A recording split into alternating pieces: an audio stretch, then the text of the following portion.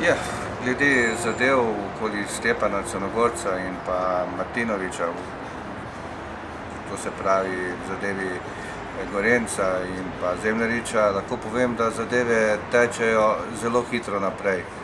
V tem trenutku sem, skoraj bi rekel, v dnevni kontakti z organi pregona v Avstriji in Nemčiji.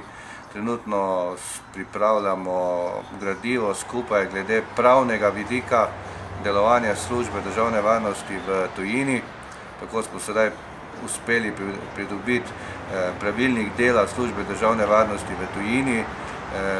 Uspeli smo pridobiti pravilnik službe državne varnosti v posebni skupini za likvidacijo, tako imenovani Grupa A, ki je imela sedež v Sloveniji in je izvrševala likvidacije za celotno Jugoslavijo. Tudi ta pravilnik je sedaj pridobljen. Tako da jaz mislim, da te službe bojo v zelo kratkem času prišle do momenta, ko bojo nekateri posamezniki dobili povabila za razgovor v tujino.